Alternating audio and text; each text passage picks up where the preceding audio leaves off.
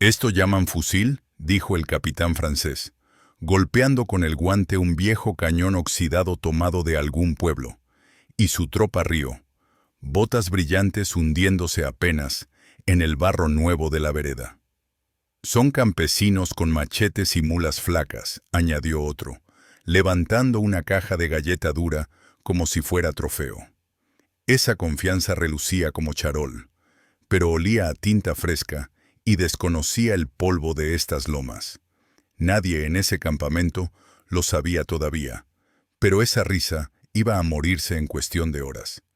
Esa burla, tan limpia, iba a tropezar con piedras invisibles y con manos callosas que no soltaban la soga. Al otro lado del monte, en una sombra fría, México respiraba hondo. Mulas atadas con nudos discretos, mechas secas envueltas en tela engrasada, una hilera de clavos reciclados. Las manos estaban tensas.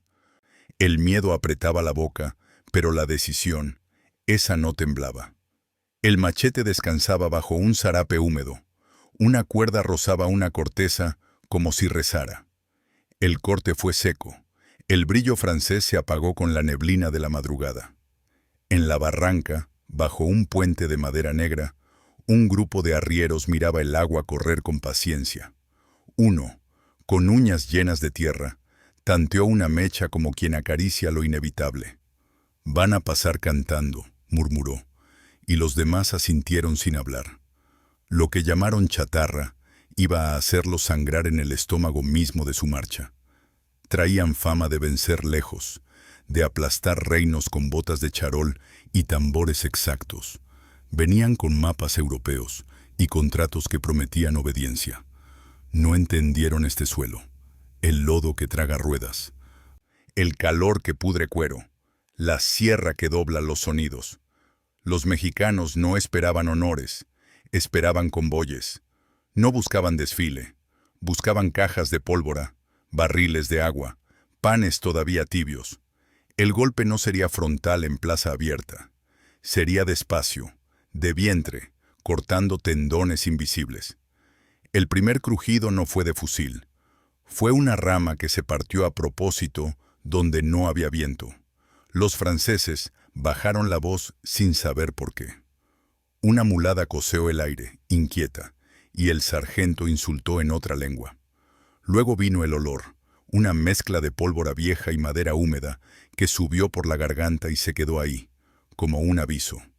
Se habían burlado de machetes, de sombreros sudados, de rifles que parecían reliquias, pero ninguna carcajada detiene un puente que cede. Las estacas temblaron, la tabla central gritó como un animal, y la primera carreta cayó al río en un bramido de agua y cajas. Los mexicanos escucharon sin asomar la cabeza. Contaron con los dedos cada golpe contra las rocas. Ese sonido era su reloj. El capitán quiso imponer orden con voz de desfile, pero la sierra no escucha órdenes, y la mecha que dormía bajo el tronco se encendió con una caricia.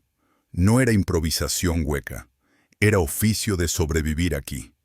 El clavo que un minero había enderezado con martillo prestado, la cuerda que un arriero midió con la vista, el camino falso, armado con piedras sueltas por campesinos que regresaron de la milpa de noche.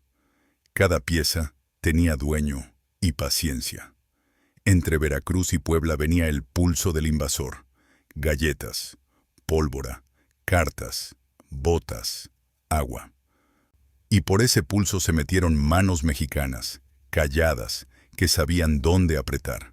Llevaban meses diciendo que México iba a doblarse ante uniformes limpios y cañones con nombre de emperador. Venían de ganar en otras tierras y creían que aquí iba a ser desfile. La montaña no se paraliza, se recarga. Los chinacos afilaron cuchillas viejas, los rancheros apretaron riendas y aprendieron a leer la silueta de un convoy por el polvo en el horizonte. No temblaron por costumbre, temblaron para no fallar el nudo. El choque no fue un choque, fue un agarre silencioso a la garganta de la marcha. Cuando el polvorín reventó, no voló el cielo, pero sí el aire en los pulmones de la escolta. tablas quebradas, gritos que rebotaron en piedra, maderas lanzaron astillas como avispas. Un francés, con charreteras brillantes, abrió la boca para dar una orden y tragó humo.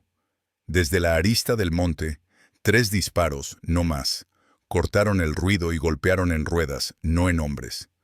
Las ruedas lloraron metal, y la carreta se acuclilló, torpe, a mitad del vado. Un machete cruzó con un chasquido el cuero de un arnés, y las mulas, liberadas, corrieron al monte con los ojos blancos. No hubo asalto en formación. Hubo manos que sabían por dónde quitar el peso. Las cajas de pan abrieron su olor dulce y desesperado, y hubo franceses que con el miedo clavado quisieron salvar pan en lugar de salvar distancia.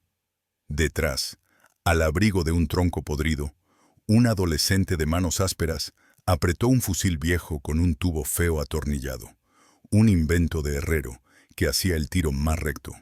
Su dedo tembló, no por cobardía, sino por el frío de la mecha contra el metal, y cuando respiró, encontró su ritmo en el ruido del río.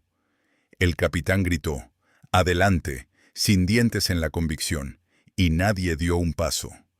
El suelo se volvió enemigo.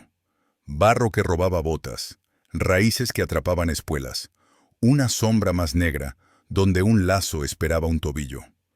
El primer francés que cruzó el tronco húmedo sintió una presión lánguida en la pantorrilla y cayó de lado con el peso ridículo de su propia mochila. México no asomó el pecho, asomó el sigilo, y cada centímetro fue pago en sudor, no en discurso. De pronto, lo entendieron.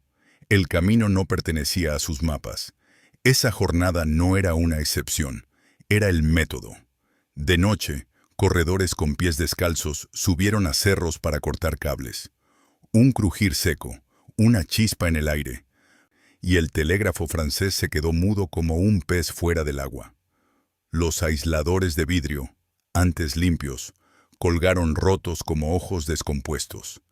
Más allá, otro grupo, con faroles cubiertos con trapo húmedo, soltó suavemente las estacas que sujetaban un puente menor. No necesitaban derrumbarlo por completo. Bastaba con que la cuarta tabla, la que soportaba el peso de la pólvora, estuviera floja. El convoy, confiado en su reloj europeo, llegó con puntualidad a su desgracia. El golpe de la rueda floja contra el vacío fue un juramento en otro idioma. No hubo clarines ni banderas al viento. Hubo madera que se quejaba, moscas que huían, y una hilera de mulas mirando con ojos tristes un agua que se llevaba las cajas. En otra vereda, los mexicanos recogieron los clavos sueltos que habían sembrado horas antes. Nadie quería lastimar animales más de lo necesario. El objetivo era el peso, no la carne. Tomaron los clavos doblados con la misma paciencia con que habían desarmado el convoy. Eso también era disciplina, aunque a los invasores les oliera a desorden. El viento traía un sabor a sal y sudor, y el machete sobre el muslo dejaba una marca fría. Las chaquetas mexicanas olían a humo viejo, a lana mojada, a maíz tostado escondido en morrales. No cantaron victoria, cruzaron miradas y contaron: pólvora, 3 barriles, galleta dura, 6 cajas, vendas limpias, casi nada, todo contaba. A kilómetros, en un despacho con mapas, alguien habló de bandoleros, pero en el monte nadie robaba relojes, robaban tiempo al invasor, y eso pesa más que el oro. Se decía en las plazas de Veracruz y Orizaba que los franceses venían a poner orden, a civilizar, con emperador importado y protocolo nuevo. Lo repitieron en voz bonita, con sombrillas en las manos y uniformes planchados. Creyeron que México obedecería, porque una firma lo decía. Pero el camino, igual que la gente de ese camino, tiene voluntad, y decide dónde encoge el paso. Los franceses marcharon hacia Puebla con imágenes de rápida gloria. En su arrastre venían hornos portátiles para pan, barriles marcados con sellos de regimiento, tiendas de campaña que olían a almidón. Por delante, el sol rompía las sombras y hacía sudar hasta las piedras. Tardaron poco en descubrir que cada aumento de su orden cuidaba menos su perímetro. Las estacas brillantes eran señales para francotiradores campesinos. Los toldos blancos decían: aquí duermen los que creen que ya ganaron. Y la sierra guardó ese dato con sonrisas apretadas. Cuando finalmente intentaron asegurar sus rutas con guardias adicionales, México respondió con paciencia multiplicada. Se atacaban los flancos, luego el centro, y volvía el silencio. Un convoy reforzado con fusiles nuevos aprendió que no se dispara al hambre ni al agua. Los mexicanos se llevaron los barriles primero, dejándoles pólvora sin garganta que la grite. Hubo noches en que los franceses amarraron sus botas a las muñecas para no perderlas en el sueño, porque manos invisibles las habían prestado al monte. Hubo mañanas en que encontraron sus fogones desarmados y apilados a un lado, como si una broma pesada en otro idioma les dijera: aquí no. El miedo se volvió un olor espeso que no se iba con agua, y el capitán que había burlado machetes guardó silencio, mordiendo pan mojado en vino barato, mirando una vereda que ya no confiaba. La batalla de Puebla resonó lejos de Puebla, no por los cañones, sino por las rutas que empezaron a cerrarse. Aunque la gloria se contó en las rampas y los fuertes, el eco real se escuchó en los barrancos y los puentes pequeños. Después del 5 de mayo, a cada cartucho francés le faltó un centímetro de camino seguro. Las patrullas mexicanas aprendieron a oler al invasor antes de verlo. Cuero nuevo, jabón extranjero, tabaco distinto. «Vienen», decía uno al levantar la nariz. Y entonces los chinacos se movían como orejas de caballo, hacia el ruido que importaba, no hacia el ruido que brillaba. Un soldado francés intentó tomar agua de una acequia y sus manos temblaron. No era el agua, era el pensamiento. ¿Quién controla esta acequia? ¿Quién corta la tela del mundo por donde yo debo pasar? La respuesta era la misma: México. En un poblado de techo bajo, un minero sacó de su bolsa una barrita de dinamita corta, como un dedo. La envolvió con un retazo de camisa y un pedazo de periódico viejo. «Para el puente del arroyo», dijo sin teatralidad. Su esposa cosió en silencio un costal donde iría el pan, y si Dios quería, el fusil. Nadie preguntó si era legal. Preguntaron si había mechas secas. Esa noche, el puente olía a resina y a madera húmeda. Los pasos de los franceses llegaron con ritmo de tambor y zapato encerado. Nadie en la oscuridad hizo ruido. Cuando la luz tocó el primer tronco, el minero apretó los labios y prendió la mecha con un fósforo protegido del viento con su mano curtida. La explosión no fue enorme, pero fue precisa. El tablón madre se partió. Las mulas, con los ojos enormes, giraron como si supieran leer la desgracia. Los hombres gritaron. El arroyo se tragó cajas y promesas. A veces no era necesario un tronco menos. Bastaba con un canto rodado puesto con inteligencia. Un convoy avanzó sobre un camino de piedra seca, seguro de su geometría nueva, y un solo golpe en la cuerda de la primera carreta bastó para alinear la desgracia. Cuando la primera rueda resbaló en la piedra inocente, las siguientes obedecieron. En 2 minutos, el convoy se volvió figura inmóvil, y en el monte se encendieron miradas. Un jinete salió como flecha, y en pleno caos, cortó con machete los lazos de 3 mulas que arrastraban galleta dura. Nadie apuntó al pecho del extranjero, apuntaron al estómago del ejército. El polvo ardía en la garganta. Un silbido, acordado días antes, cruzó el cañaveral. Los mexicanos se retiraron con lo necesario: pan, agua, tiros. Dejaron una postal de madera rota, clavos sueltos, y el rumor de que ese camino ya no respondía a voces prestadas. Hubo un depósito que los franceses creyeron intocable, con guardia nocturna y candados nuevos que brillaban como dientes. Guardaban harina fina para el pan de oficiales y pólvora seca en barriles marcados con números. Un ladrido distante, una luna incómoda y una quietud sospechosa parecieron garantizar la noche. Pero el silencio aquí es trampa. En la sombra, un herrero mexicano palpó con cariño un gancho que él mismo había forjado con una lima vieja. Lanzó la cuerda con la calma de quien ha sacado agua de pozos esquivos toda su vida. El gancho abrazó el marco de la ventana como una mano. Cuando la madera cedió, nadie respiró. Adentro, los pasos fueron de fieltro. Manos engrasadas desatornillaron con paciencia. Los candados no abrieron con llave. Se rindieron al aliento caliente de una brasa sostenida por pinzas improvisadas. Al amanecer, el depósito estaba en pie, pero vacío de lo que importaba. Sin pan no marcha un ejército, y México lo sabía con hambre en el estómago. En un amanecer de bruma, una columna francesa se detuvo para hornear. Tablones, hornos metálicos y una fila de hombres sudando harina bajo el sol. El olor a pan nuevo nació y creció como una provocación. Ellos sonrieron por primera vez en días.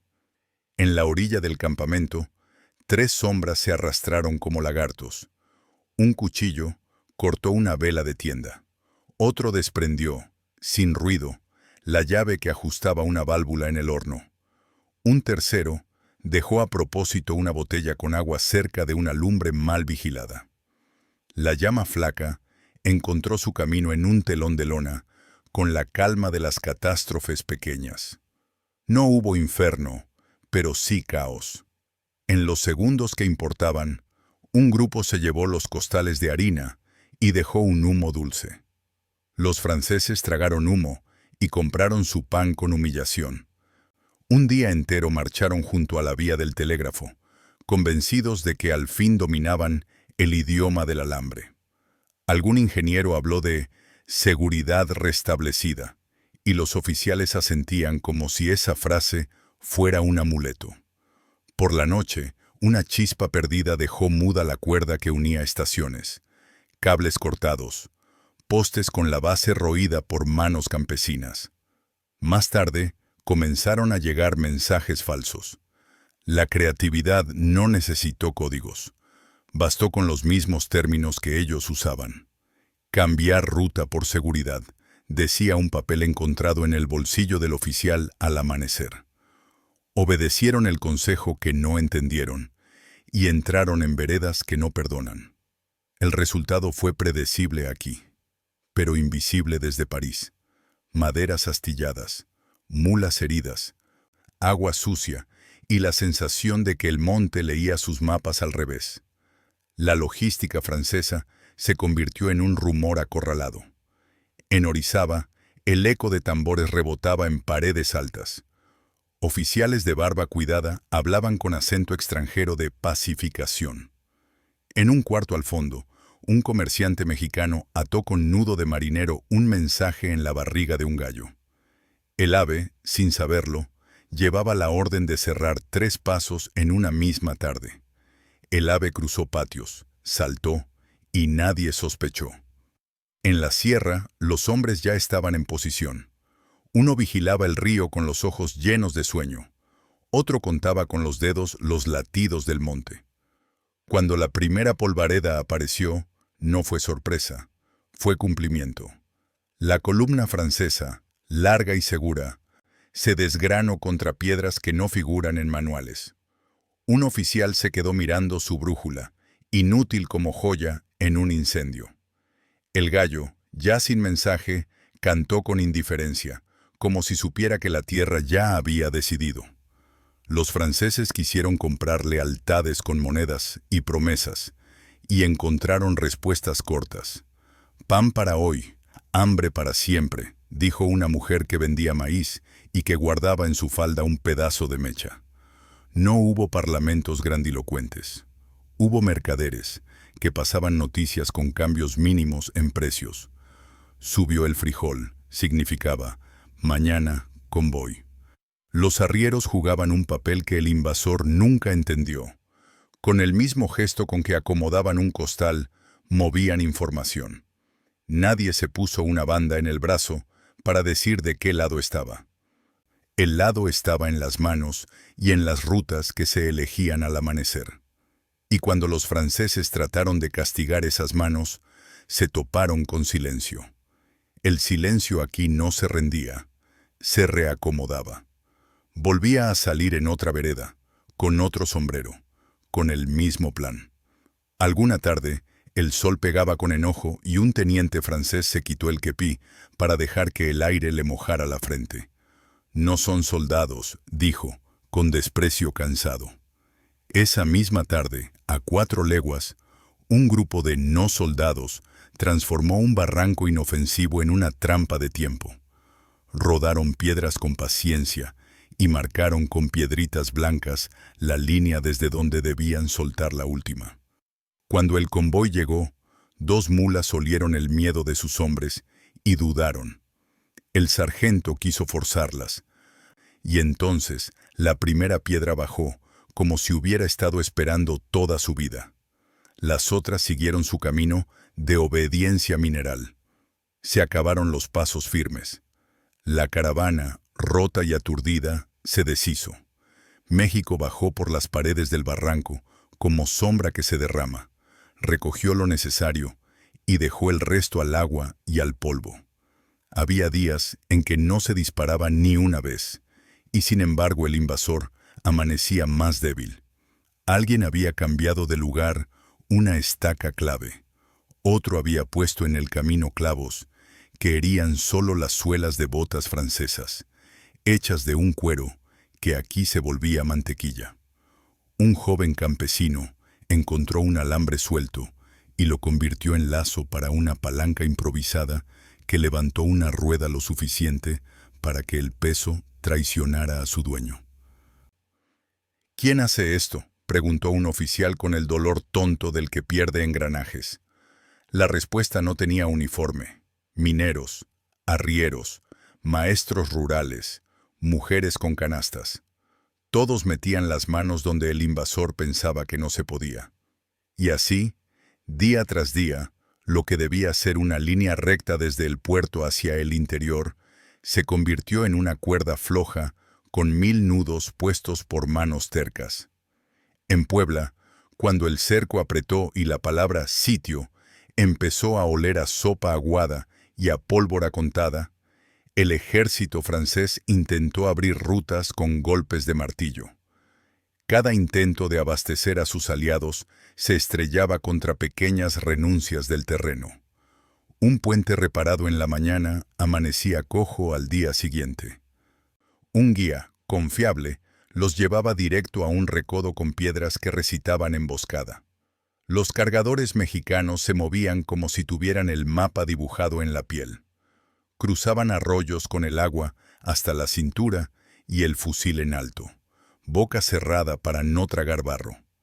Había cansancio, sí. Había hambre, sí. Pero había una voluntad que no se agrieta con lluvia. Cuando el invasor quiso mandar telegramas de urgencia, encontró que los postes no eran postes. Eran trozos de historia con la base cerrada durante la noche.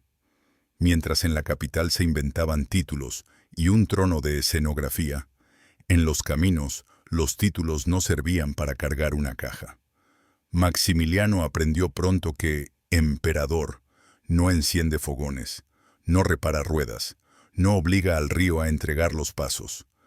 Francia le prometió semejanza de Europa en estas lomas, y la loma lo tomó por loco. Hubo convoyes imperiales escoltados por uniformes nuevos que terminaron en lo mismo: mulas sin herraduras, botas francesas con barro hasta los tobillos, oficiales mirando el cielo como si buscara una ruta trazada en nubes. Las banderas bonitas comenzaron a pesar, y México, sin prisa, siguió cortando el aliento de la bestia por donde más duele. Despensas vacías, pólvora húmeda, caminos que prometen y no cumplen, rumores que llevan a barrancos. El imperio, con toda su elegancia, olía ya a miedo rancio. Los franceses intentaron mover sus rutas hacia la noche, pensando que la oscuridad era aliada neutral. No entendieron que aquí la noche tiene ojos. En una cañada, un grupo de hombres cubrió con ceniza fría la lumbre para que no se viera ni una brizna. Sus dedos quedaron negros, sus dientes brillaron un segundo y volvieron a ser sombra. Esperaron a que pasaran los primeros. Oyeron el cuero crujir. Contaron respiraciones. En el momento pactado, 3 chispas nacieron al mismo tiempo. No grandes, pero en lugares precisos. Las mulas, asustadas, se desbandaron hacia la hierba, arrastrando con ellas a quienes las querían sujetar. Una caja de municiones quedó abandonada como un bebé en la noche. Nadie gritó: ¡asalto! Se escuchó el jadeo de hombres que no estaban en forma de desfile. Los mexicanos entraron y salieron como peces de río. Cuando volvió el silencio, la ruta estaba hueca. Desde París tal vez decían avance sostenido, pero aquí cada avance dejaba hilo. Los soldados franceses miraron sus mochilas cada mañana con desconfianza.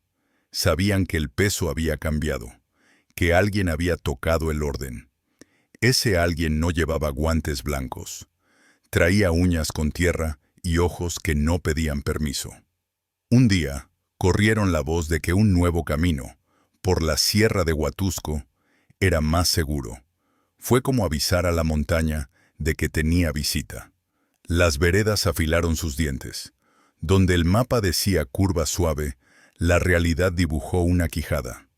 La columna, larga y torpe, se enredó en su propio cuerpo. El jefe de convoy creyó que un grito bastaría. No bastó. Bastó la paciencia del enemigo que no corre, que aprieta. Al final, contaron menos mulas y más silencio. Eso significaba derrota. Había una palabra que el invasor repetía con desprecio: guerrilla. La usaba para todo lo que no entraba en su reglamento. Pero esa palabra aquí era otra cosa. Era red de parientes, de compadres, de amigos que no necesitaban firma para ponerse de acuerdo. Cuando un alcalde leal al imperio quiso cerrar una vereda, su propio sacristán se la abrió de noche al lado mexicano. No era magia, era memoria. Se sabía quién había dado agua a quién había robado el pan y quién había compartido la sombra. Se sabía quién esperaba al invasor con flores y quién lo esperaba con la lumbre lista. El invasor, en su arrogancia, llamó a eso caos. Pero era orden de aquí. Y contra ese orden, las columnas alimentadas desde barco no podían nada sin primero ganarse el derecho a un trago de río. En la Sierra Norte de Puebla, un hombre con sombrero viejo y mirada de coyote, Juan Francisco Lucas, enseñó otra vez el alfabeto del monte. No escribió tratados, corrigió caminos, no dijo discursos, movió piedras. Sabía que si el convoy no comía, el ejército no peleaba. Era así de simple. En su territorio, cada campana de iglesia llevaba también un código. Un repique corto anunciaba misa, sí, pero también paso de columnas. Una campanada más larga, en la tarde, significaba oportunidad. Los franceses escuchaban y no entendían. Les faltaba traducción del suelo. A los pocos meses, esos soldados perfectos pedían permiso para ir al río en parejas. A la hora del rancho, abrían la olla con respeto y miedo. ¿Alcanzaría? ¿Alguien habría vuelto a jugar con las raciones? La respuesta siempre estaba tan cerca como la sombra de una navaja en un lazo. En Oaxaca, el rumor de un hombre que no se dejaba acercar bajó de los cerros. Porfirio Díaz. No venía a desfilar, venía a morder donde dolía. La toma de Oaxaca no fue solo una bandera. Fue una llave sobre la garganta del abastecimiento imperial. En los patios vacíos, los montones de balas y sacos cambiaron de dueño con la simple fuerza de quien llega y no retrocede. La ciudad olía a madera vieja, a pólvora abierta, a cuero cansado. Los que habían prometido obediencia con sellos se escondieron detrás de puertas de tabla. Y los caminos, otra vez, cambiaron su corriente hacia el lado rebelde. Fue un golpe de logística, carros, mulas, papeles. El invasor, arrogante, creyó que lo importante eran los salones. Aquí entendieron todos que lo importante eran las bodegas. México no perdonaba esas confusiones. El capitán francés del principio, con el guante gastado ahora, ya no golpeaba fusiles ajenos con sorna. Se miraba las manos, con los nudillos hinchados, y pensaba en pan. Su barba, que al principio olía a perfume, ahora olía a humo. Los hombres le hablaban sin alzar la vista, el casquete inclinado, el paso sin ritmo. Una mañana, casi sin voz, buscó en el horizonte la polvareda familiar del convoy de relevo. No llegó. Llegó, en cambio, un silencio más pesado. Alguien corrió del puesto de avanzada y dijo, con la lengua seca, «Se lo llevaron». ¿Quién? La pregunta sobraba. La respuesta era la misma. Gente de aquí.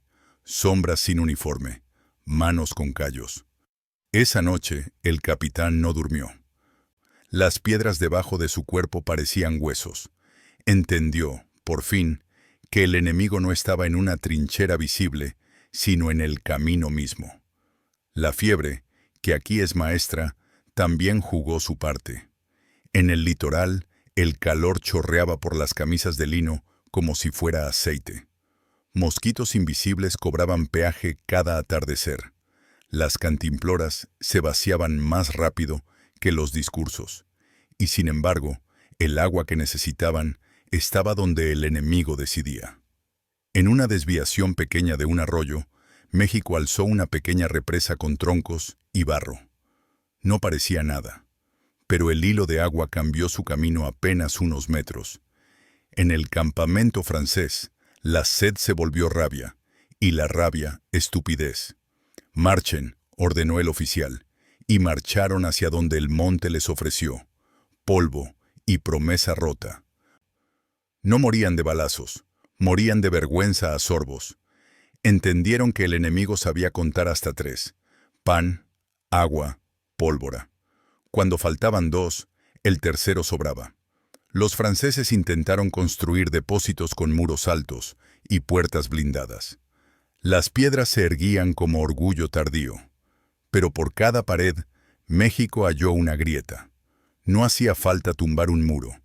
Bastaba con corromper la lista de quienes entraban, con cruzar un nombre, con colar un muchacho flaco como sombra que cargaba un costal más grande que él. En una de esas bodegas, la luz se coló por las rendijas y mostró en el aire polvo de maíz como oro fino. Al día siguiente, no hubo maíz. El encargado juró que nadie había entrado. No supo explicar los pies descalzos que no dejan huella. La disciplina francesa, que había cruzado mares, se volvió lista de deseos. Pedían con buena letra lo que el camino no entregaba. México les enseñó que aquí no vale el formulario, vale el paso que te dejan dar. En Querétaro, el cerco se apretó al punto de convertir la vanidad imperial en costumbre de hambre. Maximiliano, rodeado de uniformes que ya no brillaban, firmaba papeles que no convertían tierra en pan. Afuera, Escobedo cerraba, con la calma del que sabe contar, las últimas puertas del abastecimiento. Dentro de la ciudad, los soldados rasparon ollas hasta que la lata cantó. Otra vez, los convoys prometidos no llegaron. En los cerros, los caminos estaban vigilados por ojos que no pedían permiso. No se trataba de grandes cargas de pólvora. Se trataba de cerrar la canilla pequeña que mantiene vivo al gigante. El imperio no cayó con un solo cañonazo. Cayó de sed y de vergüenza. Y al final, el uniforme diferente era el mismo sudor. Los franceses miraron al suelo, no en respeto, sino en derrota. En retirada, quisieron vender dignidad con paso firme. El último convoy hacia el puerto marchó como procesión triste, con mulas que ya no obedecían, con oficiales que ya no gritaban, con hombres que miraban más el cielo que el camino. En los bordes del sendero, México no aplaudió ni insultó. Vigiló. No hubo crueldad innecesaria. Hubo, en cambio, colectas serias. Un saco de maíz aquí, un fusil allá, una cuerda, una manta. Todo volvía al lado que nunca dejó de apretar. Alguno dijo con la voz cascada: «Ya entendieron». No sonó a venganza. Sonó a constatación. A metros del puerto, el olor a sal no tapaba el olor a miedo. Los barcos, perfectos, esperaban tripulaciones con orgullo. Subieron sombras con sed. Detrás, la tierra no se movió. Se quedó, dueña de sus veredas, esperando al siguiente que creyera entrar sin pagar. El equilibrio fue este. Francia trajo reglamento y tambor. México puso loma y voluntad. Cada kilo de galleta, cada tonel de agua, cada barril de pólvora cobró peaje. Donde el invasor vio bandidaje, hubo estrategia doméstica. Donde vio indisciplina, hubo mirada de largo aliento. El machete que despreciaron cortó sogas de su propia logística. Y sí, hubo miedo en las manos mexicanas. El miedo volvió más preciso el nudo, más callado el paso, más severo el plan. Nadie soltó la bandera aunque pesara como plomo mojado. Nadie regaló el camino. Se marcharon con cartas arrugadas en el bolsillo y una certeza amarga en los dientes. Aquí el adversario te mira desde la piedra y te corta la garganta sin tocarte el cuello. Entendieron tarde con quién se metieron. Al final, lo que en papeles se llama logística, aquí se llama pan y agua. Y México se propuso que el invasor no comiera tranquilo, que no bebiera a sus horas, que no cargara sin sospechar. Los franceses, que prometieron obediencia con cañón de bronce y palabra extranjera, descubrieron que obedecía la vereda a quien la trabaja, no a quien la decreta.